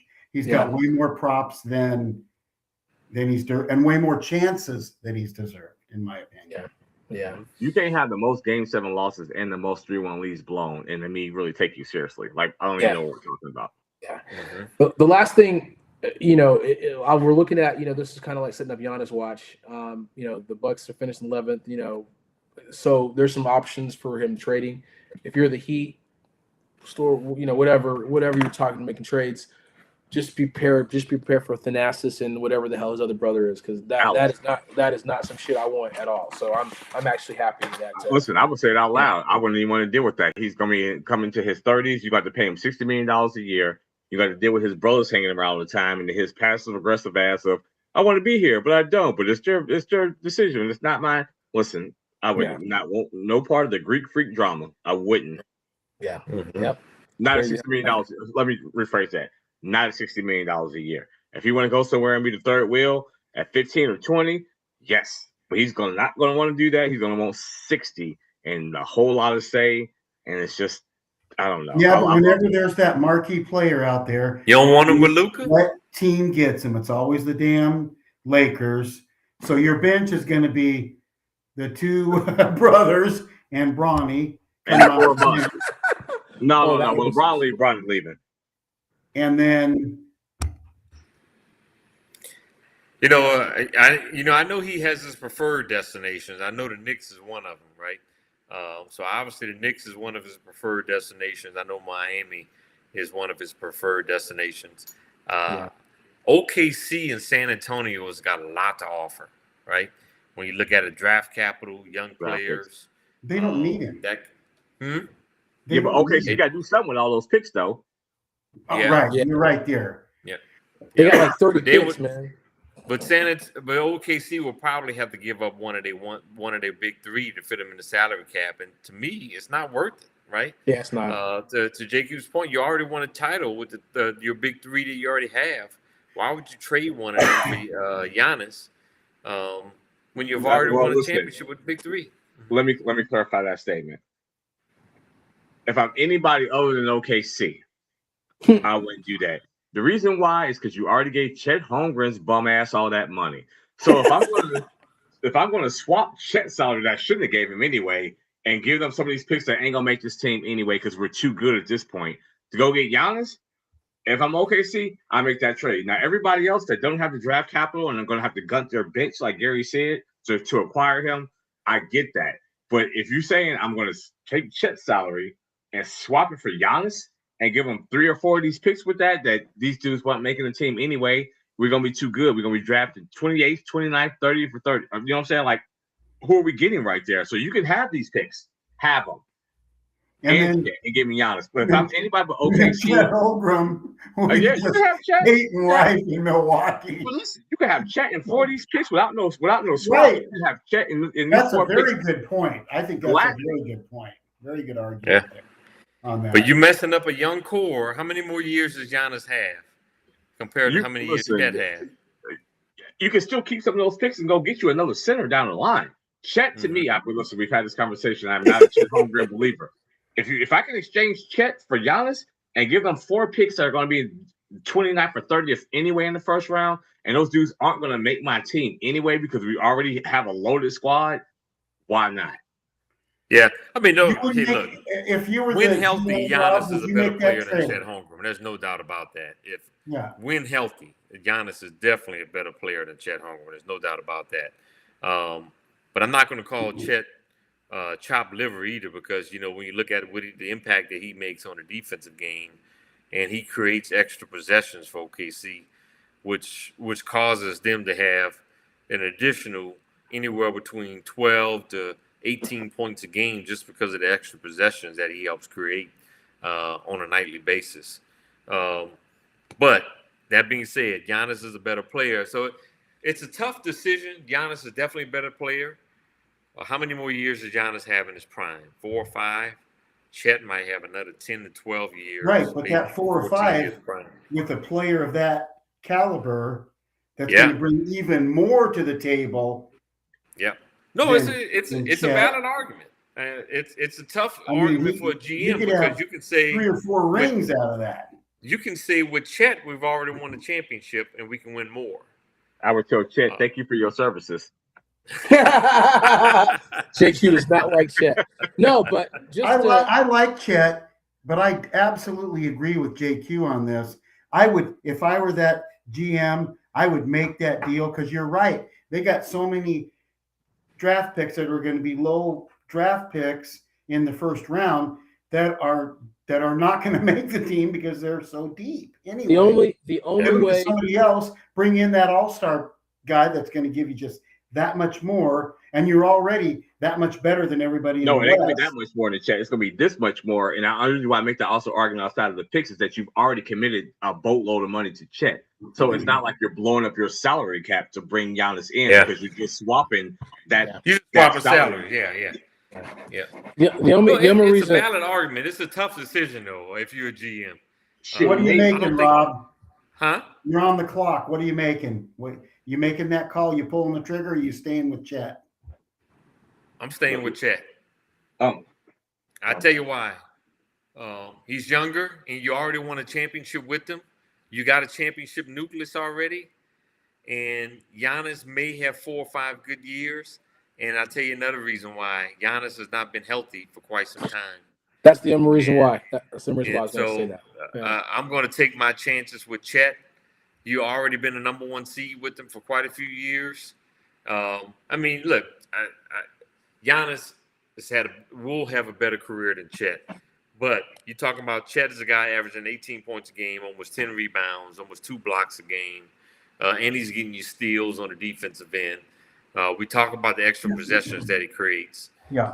And you're talking about Giannis, a guy who hasn't been healthy for quite some time. That's If the I'm reason. OKC, I'm standing pat. That's No, the Chet only like- reason. And if you're the Chet hasn't GM, gotten hurt though. Chet has been hurt in his career. That has too. right? Yeah. But this year, Big Chet has been relatively healthy the entire season. this year, but he's had his own injury concerns. We've all talked about these 7'5" dudes with these foot problems. So Yeah, just because he's had this year doesn't mean it won't rear his ugly head down the road. Because once you get above that certain height, we talked about it. They continually have knee and foot problems. Now, listen, you're talking about extra possessions. Giannis is a defensive player of the year. Oh yeah. No, hey, I'm a Giannis Rob, you're the fan. I got a GM for Giannis OKC. jersey. I don't hate Giannis, but I'm just wondering as a GM, I do hate you the make Nassus. that call? I mean, when Chet is on the floor, OKC is plus 10. I hear you. Where Giannis did be plus 15. You're the GM, Rob, for OKC. You didn't make the trade. I'm the owner. I'm standing pat. I'm the owner of I'm already OKC. a championship team. I'm Guess already what got I'm a championship doing? roster. I I'm don't want to mess calling up your that ass into my office and hiring JQ. This is the thing. The thing. I'm not breaking up a championship team, man. Let's compare this really quick. We'll get up. Chet is only 23 years old. Giannis is 31. Right, so that's an 8-year difference, right? As far as that, Giannis is known for dominant paint scoring and rebounding, where Holmgren is elite at floor spacing and rim protection. So you got where are you at as far as from that perspective? Now, in a perfect world, the health is the only separator. When it comes to 31. Giannis is he's kind of on that decline, but yeah, like I said, you don't have as many years as you have with Chet. But like I said, in a vacuum, I agree with you, JQ. I'd be like, here, you can take Chet. You got 5 picks. I'm going to get another draft pick somewhere that's going to be just as good as Chet. Well, yeah, so, you've already got so many. So I've got so many of them. I can see that. And that's not going to be so It's easy to the get health. another player as good as Chet. Chet was number 2 pick in the draft. Listen, stop that. OKC is not picking that high. Mike All-Atlanta, they went number 1. He sucks. So just because you went number 2, doesn't mean it's great. Come on, man. You can't say Chet or Holmgren is as bad as Michael Olowokandi. Come on. All I'm saying is that you just can't cherry pick because he was number 2. Like there have been people that went number 1 and number 2 that sucked. Darko Milicic and so I'll be like, there have been people at 1 and 2 that have sucked. Here's my other counter to that. Yep. If you are OKC and you have, and we're gonna get out of here, you have all those picks. What are you going to do with all those picks? You're going to take those picks and trade for a player X because you have to, because there's only 15 dudes you can keep on your roster. So you're going to have to make a decision about to do with those picks at some point. Why not Giannis? Who else are you going to go get? You're going to have to figure, and when you go get the other player, because you're not going to spend 5 like the Knicks did to get Mikal Bridges' bum ass. Like you're going to have to go get somebody that's worth the damn that you're going to have to pay some money to, and you're going to have to figure out either Chet or Jalen. is going to have to take something less on the next contract, or they're going to have to go. Yeah. And hey, another thing you got to think about too is the chemistry aspect. That's what I was going to say. The last thing is SGA chemistry. is the man in OKC. You trade for you don't want Giannis. Giannis going to want to be the man, right? So you got to think about the chemistry. You got a guy like Chet Holmgren who knows he's either the second or the third option of the team, right? 17 points a game. Chet shooting 56% from the field, 36% from the three-point line, almost 10 rebounds a game, 2 blocks a game, almost 2 steals a game. I mean, when you talk about, like I said, the extra possessions, and and they got the chemistry and the right fit, you're going to break up a championship team to something you don't know. You know you can win, right? You know you can win with the team you have because you've already That's won. fair. You know you can win with Giannis. Absolutely, you can win with Giannis and that team. Even if it works with Giannis, it might work for 3 or 4 years. You got Holmgren, you can win for another 10 to 15 years. We're gonna find out because if OKC don't win and Holmgren go out there and shit the bed, they trade for Giannis ASAP. Well, that's true.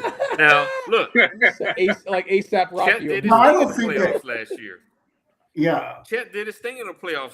Chet in the playoffs last year, 17 points a game, 56% from the field, 36% from the three-point line, which is good for a big.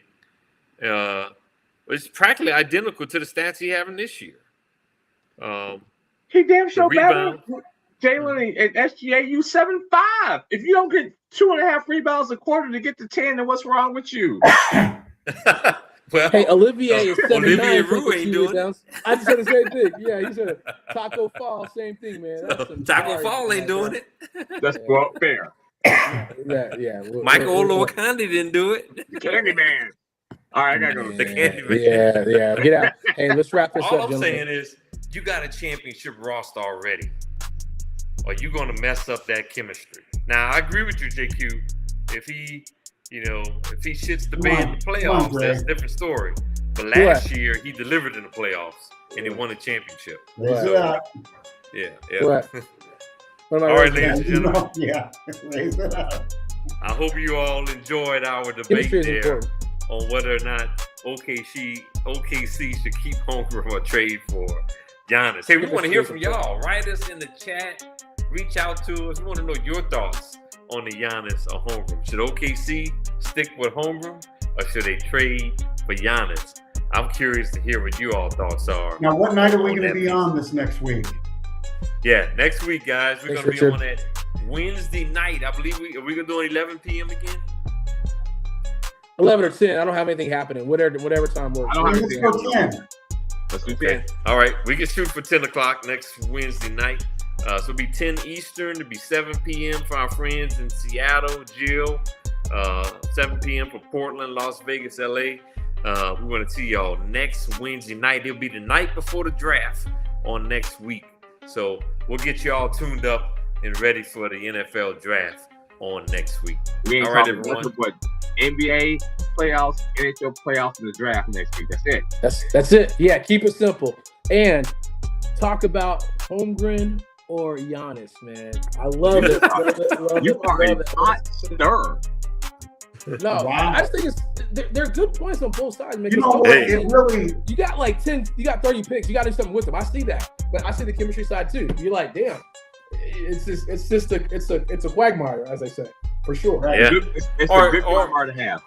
Yeah. Hey, and another thing is, what is we say what OKC is going to do with those picks, but OKC has got a plethora of role players that contribute on that roster. I mean, they are a deep roster. I mean, they literally play 12, 13, 14 guys, right? And they all contribute. Master So class. you know what's going to happen, right?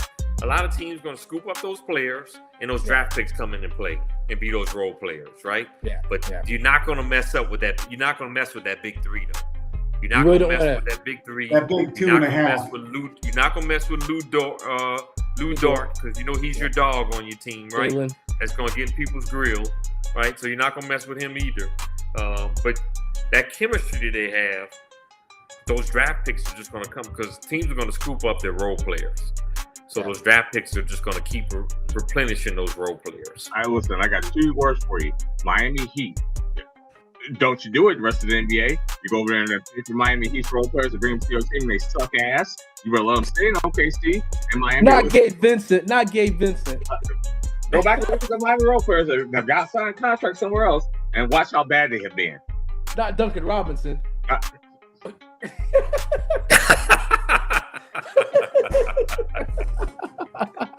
Wrap it up, Ron. Yeah. Eric Spoelstra said, I'm a good coach. I know how to use those guys. Khalil Ware. No, mess with you, man. All right. That's it for me. Yes, Wednesday sir. night next week. Great show, y'all.